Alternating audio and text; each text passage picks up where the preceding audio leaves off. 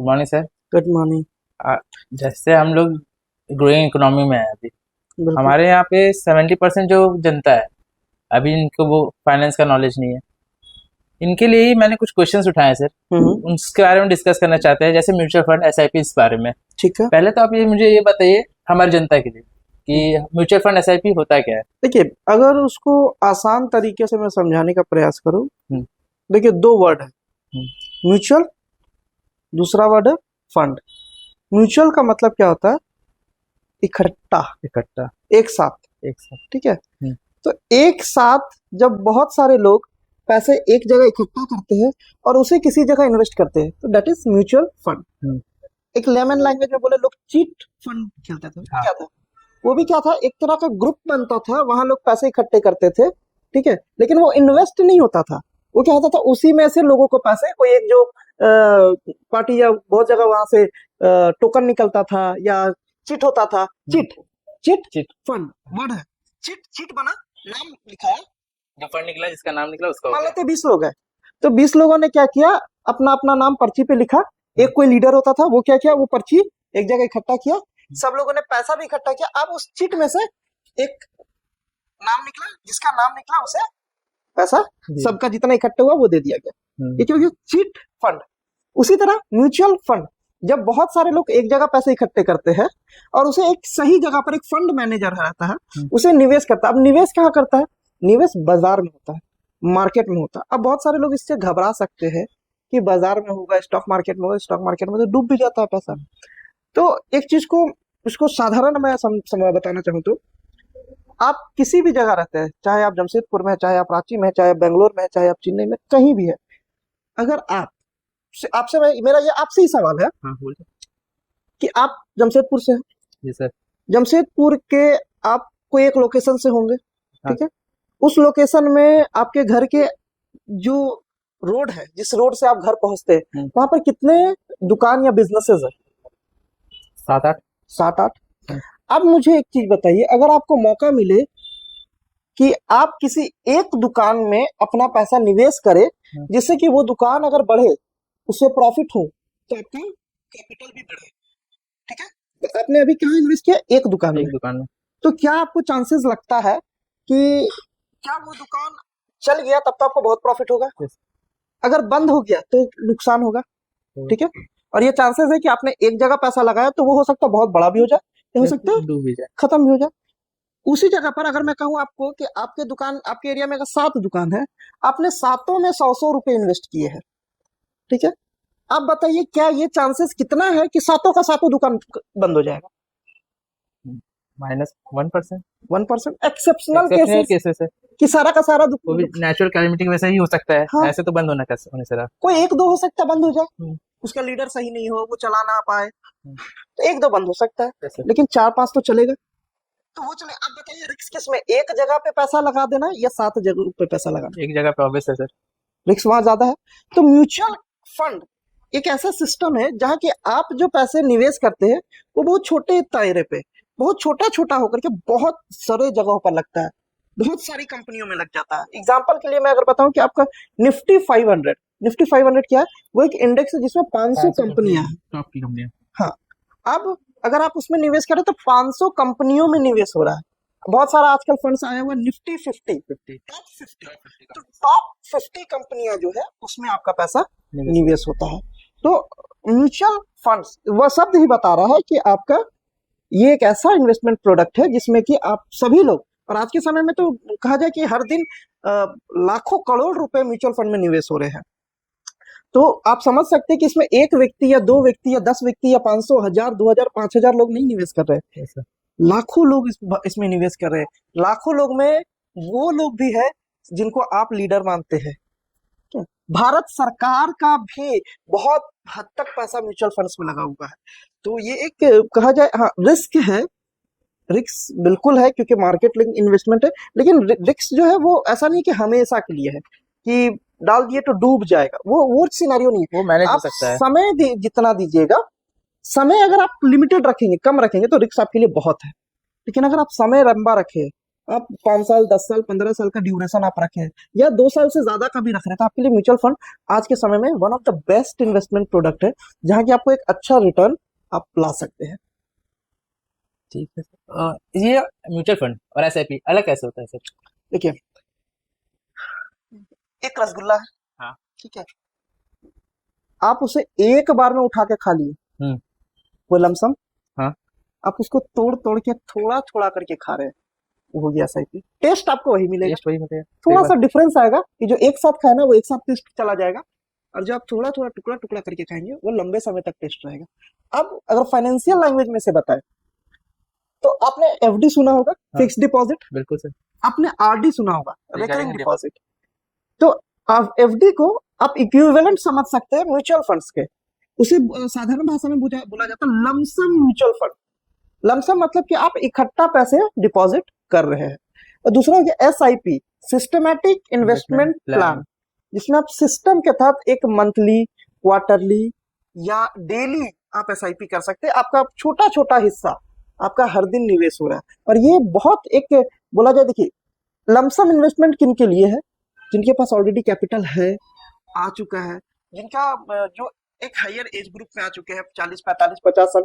एक जो नया बंदा जो जॉब में आ रहा है, जो अपना कैरियर शुरू कर रहा है, उसके पास 50 लाख रुपए नहीं है, तो वो कैसे कैपिटल बिल्ड करे, वो कैसे सेविंग शुरू करे?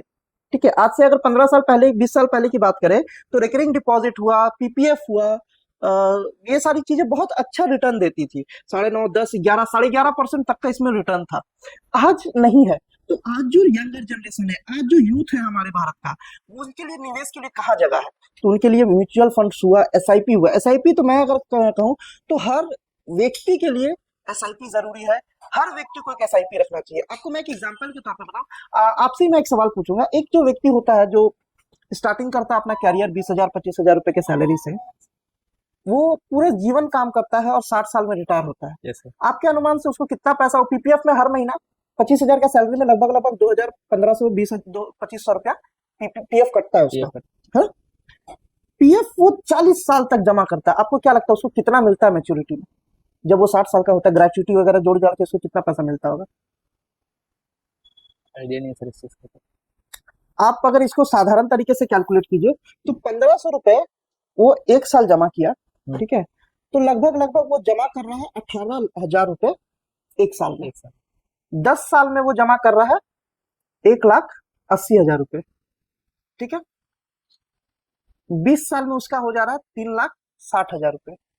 40 साल में वो जमा कर रहा है 7,20,000 रुपए। 7,20,000। अब थोड़ा सा ये आइडिया निकालिए कि 7,20,000 रुपए का वैल्यू 40 साल के बाद कितना हो सकता है? वैल्यू तो घटेगा ही सर। उस पर इंटरेस्ट भी मिल रहा है उससे।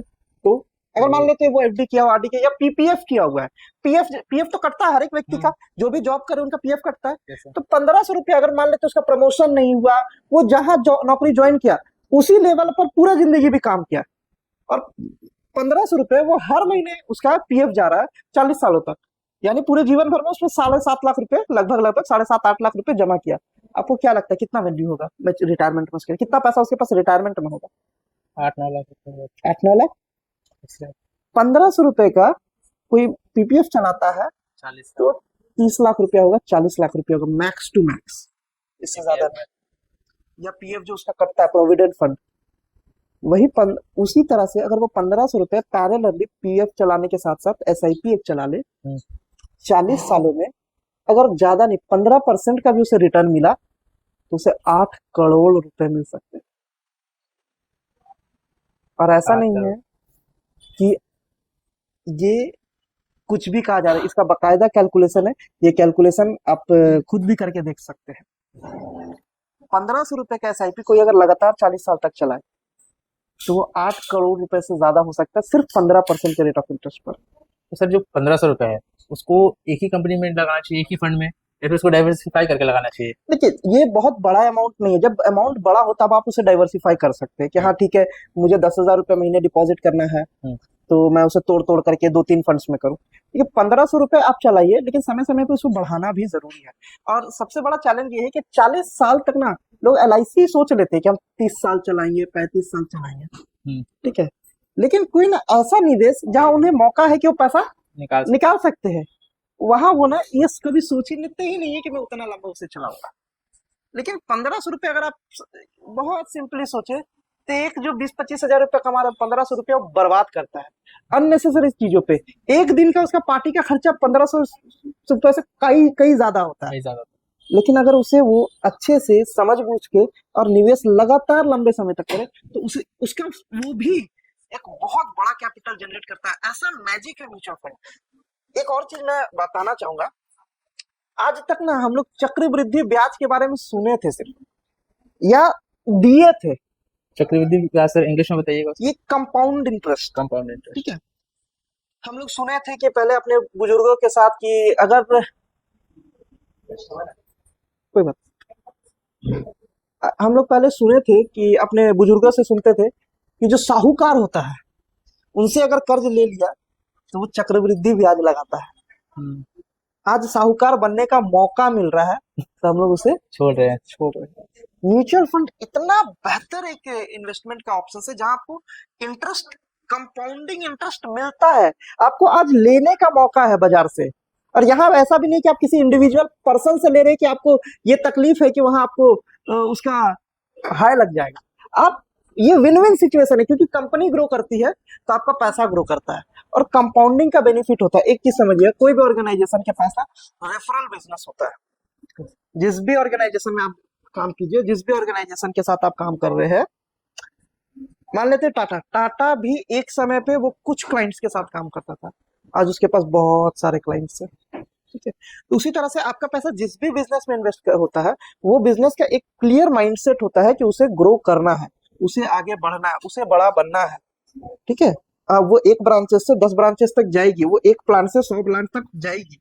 तो वो फायदा आपको मिलता है कि वो जो कंपनी एक प्लांट में आ जाए तो वो आज हो सकता है साल का 5 करोड़ रुपया प्रॉफिट कमा रही हो, लेकिन वही अगर वो 100 प्लांट कर लेगी तो 500 करोड़ रुपए प्रॉफिट कमाएगी। और बस यही चीज, यही प्रोसेस जो है आपको म्यूचुअल फंड में काफी तेज ग्रो करता है। एक टर्म है सर SIP में, स्टेप अप, इसके बारे में बताइए। ये जस्ट अराउंड 3 सालों पहले लॉन्च हुआ है। स्टेप अप इस जैसा शब्द ही बता रहा है, एक कदम ऊपर, ठीक है। तो इसमें एक प्रोसेस है जिसमें कि आप मान लेते हैं आज आपने शुरू किया 5,000 रुपए से SIP, तो वहां पर आपको गोल को अचीव करने के लिए हर साल हमारी सैलरी बढ़ती है, हर साल हमारा कुछ इनकम बढ़ता है। तो ये प्रोसेस बना दिया गया जिससे कि आपका निवेश भी बढ़ता रहे।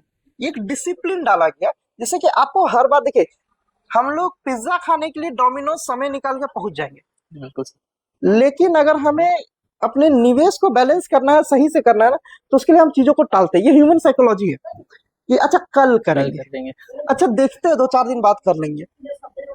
तो ये प्रोसेस बना दिया गया कि आप जिस वक्त कर रहे हैं उसी वक्त आप डिसाइड कर लीजिए भैया 10% हमको हर साल बढ़ाना है। नियम बन गया है, आज 5,000 जमा कर रहे हैं, अगले साल 5.5 करेंगे, उसके आगे साल हम 7,200 करेंगे या 6,200 करेंगे। वो हर साल 10% आपको बढ़ाता जाएगा। और मैं आपको बताना चाहूंगा कि इसमें इतना बड़ा डिफरेंस आता है कि अगर आप 5,000 रुपए का SIP 10 सालों तक चलाए, इसको और इजी कैलकुलेशन कर देते हैं, 15,000 रुपए का SIP 15 साल में 15% में 1 करोड़ पार करता है। हाँ। लेकिन 15,000 रुपए का SIP हर साल 10% अगर बढ़ाया जाए तो 15 सालों के बाद वो 1.5 करोड़ क्रॉस कर जाता है। 50 लाख का मतलब 50% का डिफरेंस आता है। तो ये एक बहुत अच्छा सिस्टम है। अब इसमें एक जगह और यूज किया जाता है हम लोग, जो अभिभावक होते हैं, नए पेरेंट्स होते हैं, उनको पेरेंट्स के बच्चों के लिए ना पैसे जमा करने के लिए कभी कभार देर हो जाती है, क्योंकि हम लोग क्या करते हैं, बच्चे को ध्यान में, लालन पालन पोषण में इतना इन्वॉल्व हो जाते हैं कि उसके भविष्य के बारे में नहीं सोचते हैं। वहां ये बहुत काम आता है। एक 2,000 रुपए का SIP कोई आदमी बच्चे का जन्म से अगर कर ले, 18 साल तक चलाए SIP सिर्फ 2,000 रुपए का, 10% स्टेप अप के साथ, 10% स्टेप अप, प्लस 18 साल तक उसके पास 50 लाख रुपया होगा। उसको लोन लेने का जरूरत है बच्चे की पढ़ाई के लिए। तो ये फायदा है। अब इसी चीज को अगर वो देर से कर रहे हैं, मान लेते बच्चे को हमारा 6 साल हो गया है, तो उन्हें अमाउंट भी बढ़ाना पड़ेगा और स्टेप अप अमाउंट भी बढ़ाना। देखिए इन्वेस्टमेंट या निवेश का एक ही नियम है आप जितना देर से करेंगे आपको उतना ज्यादा पैसा देना होगा, और आप जितना जल्दी निवेश शुरू करेंगे आपको उतना कम पैसा देना पड़ेगा। लेकिन लोगों का आदत है कि वो चीजों को टालते हैं। तो निवेश आप अगर टालेंगे तो वो आपके लिए महंगा पड़ेगा। आप जितना देर से करेंगे उतना महंगा, जितना पहले करेंगे उतना सस्ता। वो हर चीज में लागू है, फाइनेंशियल मार्केट इसी से लागू होता है। आपको हेल्थ इंश्योरेंस चाहिए, आप 25 साल की उम्र में लीजिए, सस्ता मिलेगा। आप 45 साल की उम्र में लीजिए, महंगा मिलता है। आप टर्म इंश्योरेंस लेने जा रहे हैं, आप 20 साल की उम्र में लीजिए, बहुत सस्ता मिलेगा। आप 45 साल की उम्र में लीजिए, बहुत महंगा मिलेगा। तो यहाँ टाइम का कीमत है। फाइनेंस में आप कुछ भी लेते हैं उस समय का कीमत है। लोन आप जल्दी चुकाएंगे, आपको इंटरेस्ट कम देना पड़ेगा। आप लोन बहुत लंबा समय तक चुकाएंगे, भले आपको लगेगा ईएमआई कम है, लेकिन लोन अगर आपका 50 लाख रुपए का ना, आपको 1.5 करोड़ रुपया भरना पड़ेगा अगर आप उसे 25 साल तक चला रहे हो तो। लेकिन वही 5 साल में अगर चुका दे रहे हैं तो आपको 50 लाख का लोन आपको 75 लाख में छूट जाएगा। तो टाइम वैल्यू है फाइनेंशियल मार्केट में। टाइम अगर आप लोग अपने टाइमिंग को नहीं समझा तो आपको नुकसान होगा। जी सर। सर बहुत सारे कस्टमर्स ऐसे होते हैं, उनको ऐसा लगता है अगर इसमें पैसा लगाते हैं तो ये स्टॉक मार्केट पे लगता है। हाँ। इस बारे में आप उनको क्या डिफरेंशिएट करना चाहते हैं कि वो जैसे स्टॉक मार्केट क्रैश करता है, इसमें उतना चांसेस नहीं है क्रैश करने का। जैसे हम लोग एफएनओ में जाते हैं, उसमें हम लोग लॉस के चांसेस ज्यादा होते हैं, इसमें लॉसेस के चांसेस कम है। इसको डिफरेंशिएट कैसे करेंगे हम लोग? पैसा मार्केट में ही लगता है, एकदम क्लियर कट। हाँ, इसमें अलग अलग सेगमेंट है कि आप अगर बैलेंस्ड फंड में जाते हैं, जैसे इक्विटी है, बैलेंस्ड है, हाइब्रिड है, उसके बाद डेट है, आर्बिट्राज फंड है, अलग अलग सेगमेंट का फंड है। अगर आप इक्विटी में जा रहे हैं तो 100% इक्विटी है। इक्विटी का पैसा कहाँ? मार्केट में, बाजार में। अब बाजार अगर गिरेगा तो जाहिर सी बात है आपका पैसा गिरेगा। लेकिन कितना दिन में? ऐसा नहीं है कि आपका कोई शेयर जो है आज 500 रुपए का है, साल भर में आपका अगर वो 800 रुपए हो गया तो वो गिर करके फिर 50 रुपए होता है। बहुत रेयर। म्यूचुअल फंड के फंड मैनेजर्स बहुत ही एक्सपर्ट्स होते हैं, वो बहुत सोच समझ कर सही स्टॉक्स में आपका पैसा इन्वेस्ट करें। हाँ, हम अगर एक कहा जाए कि एक लेमैन अगर इन्वेस्ट करेगा, वो हो सकता है 10 स्टॉक चूज करेगा तो उसमें से 4 स्टॉक 5 स्टॉक बढ़िया चले, 4 स्टॉक 5 स्टॉक खराब हो जाए। क्योंकि हमारा साइकोलॉजी, हम एक लेमैन जो ना, सिंपल थोड़ा कठोर में बोल रहा हूँ, एक लेमैन लालची होता है। हाँ। उसे चाहिए कि आज पैसा लगाऊं, कल मैं रईस हो जाऊं। ठीक है, वो ये सोचता है कि आज 1 रुपया में लगाते हैं, अगर ये 1 रुपया से 2 रुपया हो गया ना तो मेरा पैसा डबल हो गया। वो 2 रुपया होता ही नहीं है, उल्टा साला 1 रुपया से वो 10 पैसा पे आ जाता। तो हमेशा वो स्टॉक चूज करना जो कि फंडामेंटली स्ट्रांग है, जो रेगुलर प्रॉफिट कर रहा है, जो ग्रो कर रहा है, जिसका मैनेजमेंट मजबूत है, वो स्टॉक्स को चूज करके उसमें एंट्री कीजिए। स्लो चलेगा, आस्ते चलेगा, लेकिन बड़ा चलेगा। अब एग्जांपल लीजिए टाटा मोटर्स। कोविड के टाइम पे 170 था, आज 700 पे है। 4 साल कितना गुना हो गया? 4.5 गुना। तो जब आप फंडामेंटली स्ट्रांग स्टॉक्स में जाएंगे और उम्मीद करेंगे कि ये अच्छी तरह से ग्रो करे, जिसका मैनेजमेंट सही हो, आपको वहां थोड़ा समय होल्ड करना पड़ेगा, लेकिन आपको प्रॉफिट पक्का होगा। अब एक चीज और होता है कि हम लोग एक्सेप्शनल चीजों को कॉपी करने का प्रयास करते हैं, ऐसी चीजें जो किसी एक के साथ हुई। देखिए, एक साधारण बात मैं बता रहा हूँ, लोग आपने सुना होगा, अरे भाई 2 रुपया का लिया था 20 रुपया हो गया, बहुत पैसा कमा लिया। जी सर। वो ऐसे लोगों को आपने कितना सुना है? बहुत कम होते हैं सर, बहुत कम होते हैं। लेकिन आपने ऐसा जरूर सुना होगा कि 20 रुपया का शेयर 22 रुपया हो गया, 30 रुपया हो गया, 50 रुपया हो गया। वैसे लोग ज्यादा है।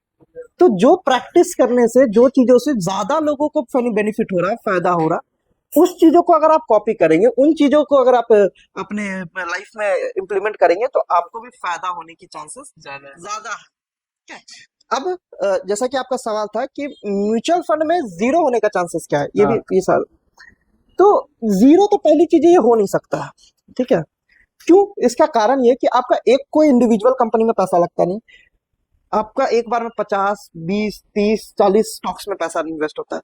तो मान सकते हैं उसमें से कोई 1, 2, 3 कंपनियां खराब हो जाए, और भी फंड मैनेजर आपका मैनेज करने के लिए वो देखते रहता है, वो रिपोर्ट्स पढ़ता है। हमारे पास टाइम नहीं है इतना, हम और आप इस चीज को नहीं कर सकते, लेकिन वो फंड मैनेजर जो रेगुलरली ट्रैक करता है, वो उसके बुक को पढ़ता है, उसका पूरा रिपोर्ट पढ़ता है, उसके बैंक रिपोर्ट पढ़ता है, जिससे उसे क्लियरिटी मिलती है कि इसका भविष्य क्या होने वाला है। सिंपल सा चीज है। आप भी, आप किसी अगर बच्चे को देखेंगे, ठीक है, इजी वे में आप समझा रहा हूँ, आपके मोहल्ले में बहुत सारे बच्चे होंगे, बिल्कुल सर, ठीक है।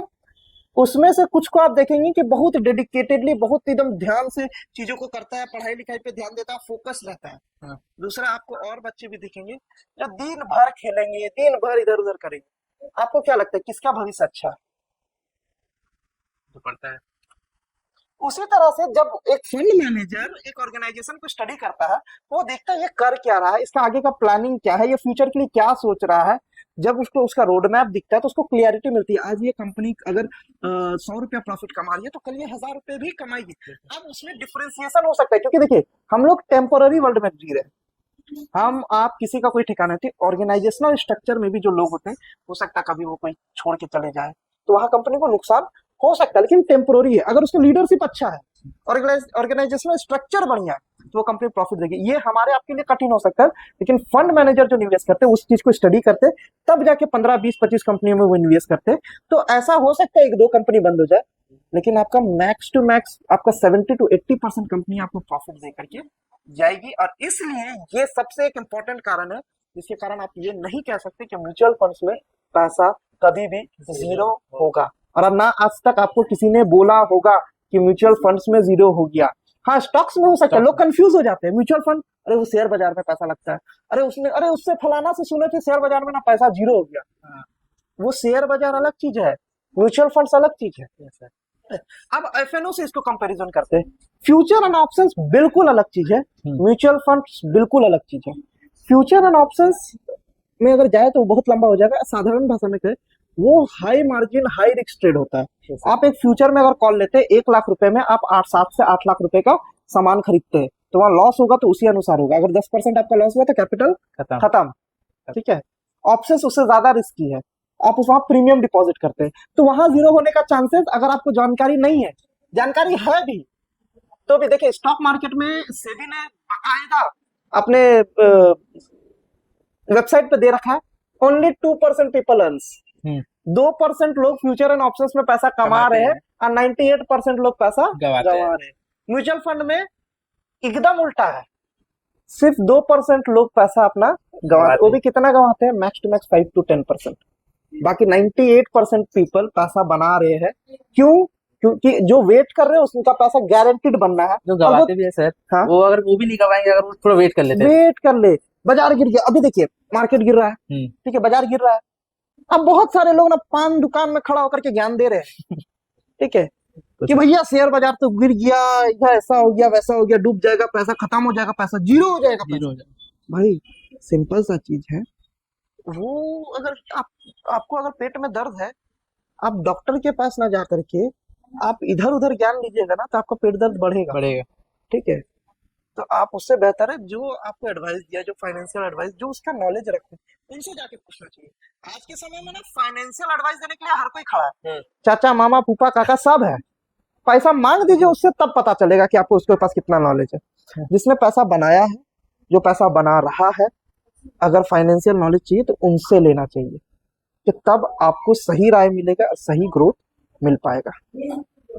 कुछ नए कस्टमर्स होते हैं सर, अभी नए अर्निंग स्टार्ट किया है, एसआईपी स्टार्ट करना चाहते हैं, वो फंड्स को डिफरेंशिएट कैसे करेंगे, किसमें इन्वेस्ट करना चाहिए उनको, नहीं करना चाहिए, वो खुद से डिफरेंशिएट करे, फिर किसी एडवाइस लेना चाहिए उनको प्रोफेशनल का? एडवाइस तो लेना चाहिए, ठीक है, अगर वो लंबे समय के लिए प्लान करे, क्योंकि देखिए पैसे की बात है, फाइनेंशियल बहुत मेहनत से आदमी पैसा कमाता है।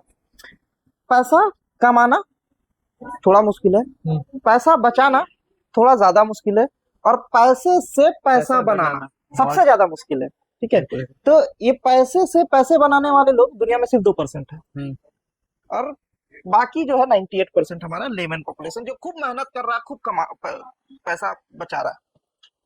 अब जो नया आदमी है, नया कैरियर स्टार्ट किया है, नया अपने जीवन में अपने कमाना शुरू किया है, वो फंड कैसे समझे?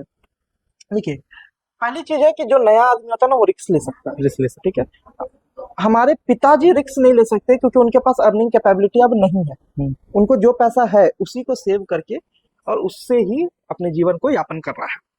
लेकिन अगर मेरे और आपकी उम्र की बात करें व्यक्ति का, हम लोग रिस्क ले सकते हैं कि चलो भाई, अगर 2 साल हमको रिटर्न ना भी मिले तो कोई फर्क नहीं पड़ता, हम 4 साल और होल्ड करेंगे, वेट करेंगे। ठीक है, लेकिन आजकल का यूथ वेट करना भी नहीं चाहता है, वो तुरंत ही देखता है 1 लाख रुपया जमा हुआ, चलो 1 लाख रुपया जमा हो गया, चलो आईफोन लेना है, चलो 1.5 लाख 2 लाख रुपया जमा किया, चलो डाउन पेमेंट लेकर के दे करके कार ले ले।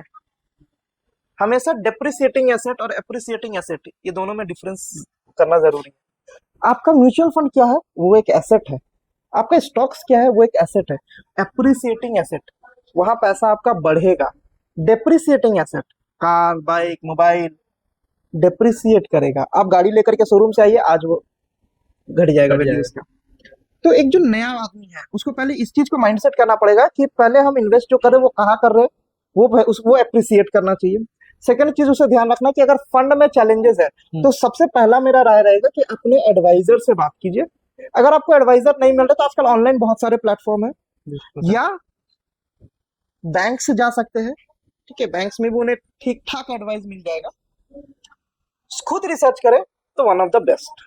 ठीक है, फिर भी अगर वो गोल बेस्ड प्लानिंग करना चाहते हैं तो एक फाइनेंशियल एडवाइजर जरूरी है। अब फंड के लिए अगर मैं बात करूं तो जब आदमी का उम्र कम है तो हाई रिस्क फंड या मॉडरेट रिस्क फंड से स्टार्ट करना चाहिए। उसमें भी डाइवर्सिफिकेशन होना चाहिए। देखिए, एक जो नया आदमी है उसको हो सकता है पैसे का कभी कभी बीच बीच में इमरजेंसी फंड का भी जरूरत पड़े, क्योंकि एडुकेशन है, क्योंकि हर समय अप स्किल करना भी जरूरी है। एक नया आदमी जॉब में गया, उसको प्रमोशन के लिए अप स्किल जरूरी है, कोर्सेज करना पड़ सकता है, तो उसके लिए उन्हें थोड़ा सा डिवाइड करना चाहिए फंड को। 30-20-20 एक रूल होता है।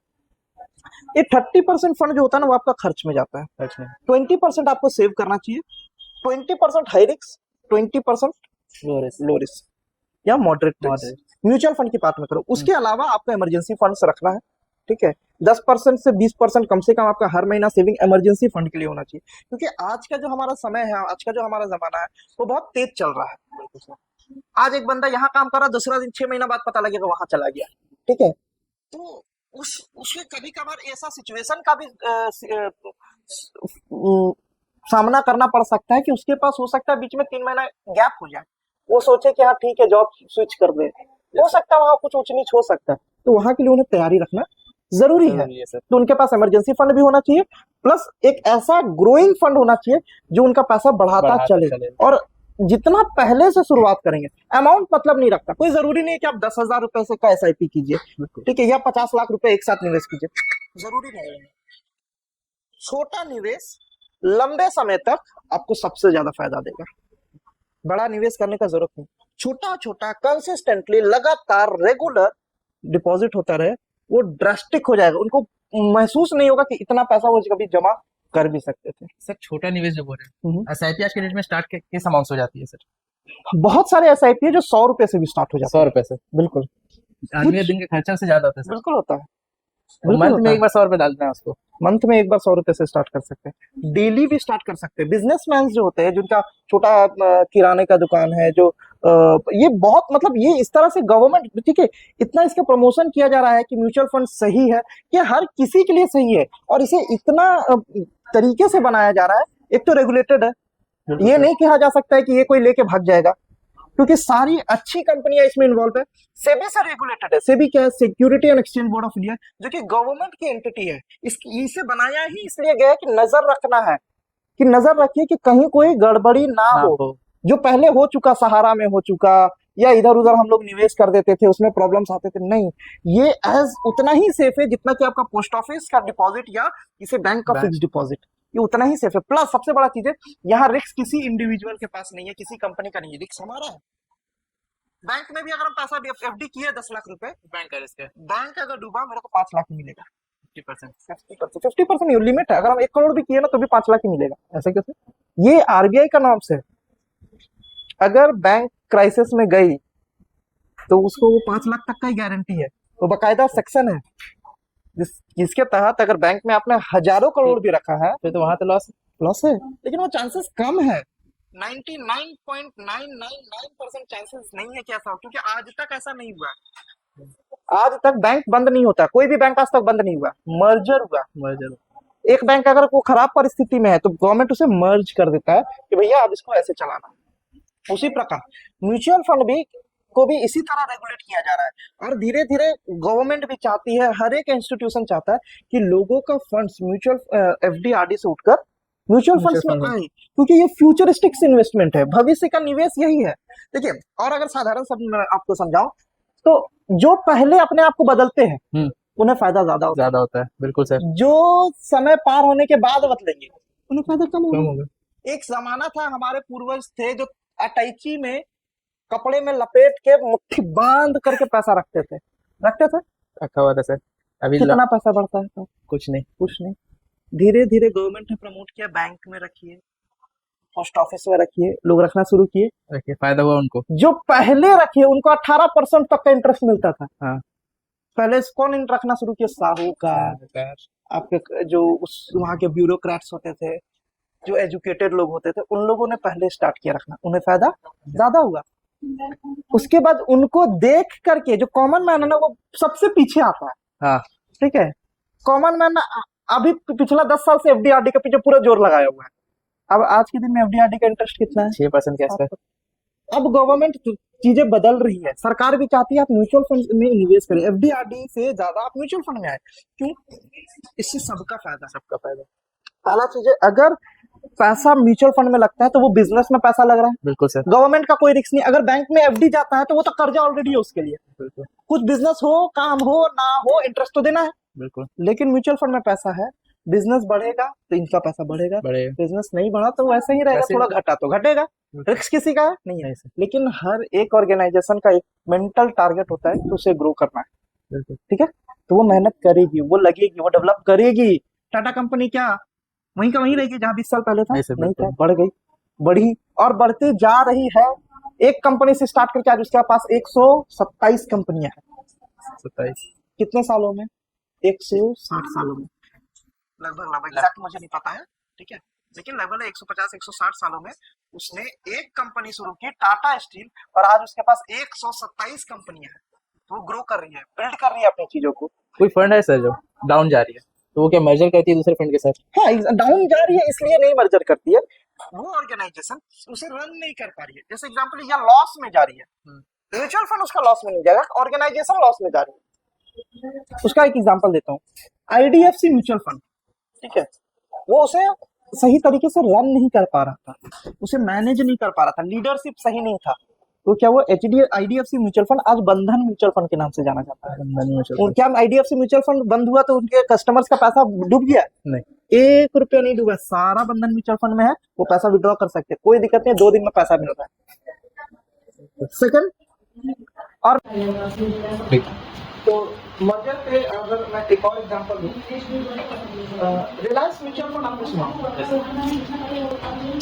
चल रहा था, लेकिन जो उसके वहाँ पे भाई उसको बहुत बढ़िया से रन नहीं कर पाए, चैलेंजेस वो फेस कर रहे थे, ऑर्गेनाइजेशनल स्ट्रक्चर से नहीं कर रहा था, लीडरशिप सही नहीं था, मैनेजमेंट स्ट्रॉन्ग, उसको फाइनेंशियल बिजनेस जो होता है ना बहुत डिसिप्लिन से चलता है, तो चीजें फॉलो नहीं हो पा रही थी। तो क्या हुआ, लोगों का क्या पैसा होना डूबा। रिलायंस म्यूचुअल फंड आज कहा जाए सबसे प्रॉफिटेबल म्यूचुअल फंड ऑर्गेनाइजेशन में से एक है, जो कि सबसे नीचे रहा करता था, और वो टॉप की फंड मैनेजर्स में, टॉप एसेट मैनेजमेंट कंपनी में आ रहा है, जिसका नाम है Nippon India mutual fund. Reliance ने क्या किया, उसे निपॉन एक जापानीज कंपनी, जिसे भी आपकी रिलायंस ने अपना स्टेक दे दिया। अब निपॉन को जापान के कल्चर के थ्रू इसे रन किया जा रहा है, और उस बेसिकली इसका मतलब ये नहीं कि मैं इंडियन कल्चर को खराब करने का प्रयास कर रहा हूँ। मेरा कहना ये है कि जो बिजनेस को डेवलप कर सकते उनके हाथ में बिजनेस देना चाहिए। अब एक मान लेते एक यूनिट है, एक बिजनेस है, उसका ओनर अगर उसे नहीं रन कर पा रहा है, हो सकता है सबकी अपनी अपनी एक्सपर्टाइज होती है, तो उसे ऐसे व्यक्ति की तलाश करनी चाहिए जो उसे रन कर सके। तो उसी तरह रिलायंस ने मौका देखा है, निपॉन के साथ मैंने टाई अप किया, तब आप निपॉन से रन करिए। कहा जाए कि कुछ गिने चुने सबसे बड़ी एएमसी में से एक आज निपॉन है, तो कभी भी ये नहीं सोच सकते कि म्यूचुअल फंड का पैसा डूबेगा या पैसा सहारा की तरह हम लोग इसे सहारा की तरह से इसको नहीं जोड़ सकते हैं, क्योंकि दोनों ही बहुत डिफरेंट प्रोडक्ट है। अगर आप एफडी और इंश्योरेंस को एक समझे तो बिल्कुल गलत है, इंश्योरेंस और म्यूचुअल फंड को एक करने का प्रयास करेंगे तो अलग है, शेयर मार्केट को और चिट फंड को या इस तरह के कुछ प्रोडक्ट्स को अगर एक करने का प्रयास करें तो गलत है। आपको हर एक सिस्टम का, हर एक फाइनेंशियल इंस्ट्रूमेंट का अलग अलग पर्पस होता है, और हर एक व्यक्ति के जीवन में ना फाइनेंशियल जो बकेट होता है उसका ऐसा नहीं है। मैं इसको मैं आसान तरीके से समझाऊं, कि अगर आप खाना खाते हैं तो क्या सिर्फ चावल खाते हैं? क्या कहते हैं? साथ में सब्जी होगा, सैलेड होगा। उसी तरह अगर आपके फाइनेंशियल हेल्थ को आप जब डाइवर्सिफाई है, सलाद, चावल, दाल, सब्जी, कुछ डिजर्ट में रहता है, जब इस तरह से हर तरह का पोषण अपने शरीर को देना, तो आपका शरीर स्वस्थ रहता है। इसी प्रकार अगर आप म्यूचुअल फंड्स में इन्वेस्ट कर रहे हैं या फाइनेंशियल इंस्ट्रूमेंट में इन्वेस्ट कर रहे हैं, तो आपको डाइवर्सिफिकेशन जरूर है। आपको हर तरह का प्रोडक्ट अपने बकेट में होना चाहिए, ठीक है? कुछ जरूरी चीजें जैसे चावल चाहिए ही चाहिए, ठीक है? अगर सिर्फ हम सोचे सब्जी में गुजारा करें तो पॉसिबल नहीं है। तो इसलिए मुझे एफडी भी चाहिए, हमें म्यूचुअल फंड्स भी चाहिए, हमें इंश्योरेंस भी चाहिए, हमें स्टॉक्स भी चाहिए, हमें रियल एस्टेट भी चाहिए, हमें गोल्ड भी चाहिए। सब कुछ रखना, डिसाइड क्या करना है, परसेंटेज कितना परसेंट एसेट किस परसेंट कहाँ एलोकेट होना चाहिए, ठीक है? आप म्यूचुअल फंड में भी इन्वेस्ट कर रहे हैं तो पूरा का पूरा ऐसा नहीं कि पूरा हम इक्विटी में कर रहे हैं, उसमें भी डाइवर्सिफाई होना चाहिए। इक्विटी में इतना परसेंट पोर्शन होगा, डेट में इतना परसेंट पोर्शन होगा, तो इस तरह से क्या होगा, आपका फाइनेंशियल हेल्थी रहेगा और आप अच्छे से अपने जीवन को, लाइफ एक जर्नी है और उस जर्नी को आप अच्छे से बिता पाएंगे। तो यही था इसके बारे में। और कुछ आपने सोचा है? डॉक्टर ये सब हमारे ऑडियंस है और उनको भी जॉब होता है, वो आपको कैसे कॉन्टेक्ट? उनको कॉन्टैक्ट करने के लिए मैं अपना बोर्डलाइन नंबर भी दे दूंगा आपको, वहाँ पर हमसे मुझसे कॉन्टैक्ट करना चाहे तो कर सकते हैं। साथ ही साथ अगर आप रेगुलरली कनेक्टेड रहना चाहते हैं तो हमारे यूट्यूब चैनल को सब्सक्राइब करके बेल आइकन दबा सकते हैं। आप रेगुलरली वहाँ इस तरह की इंफॉर्मेटिव वीडियोस आपको मिलते रहेंगी। और कुछ भी सवाल हो तो आप हमारे वेबसाइट पे भी हमसे संपर्क कर सकते हैं, therahulsharma.com, वहाँ आप हमारे से कनेक्ट कर सकते हैं। इसके अलावा मैं आपको अपने ग्रुप या ऑफिशियल चैनल का लिंक शेयर कर दूंगा जो कि डिस्क्रिप्शन में आपको मिल जाएगा। वहां से भी आप अपने कुछ सवाल भी हो तो उस पे अपने आंसर दे सकते हैं या आप कमेंट में भी लिख के बता सकते हैं, हम लोग उसका पूरा आंसर जरूर से। Thank you.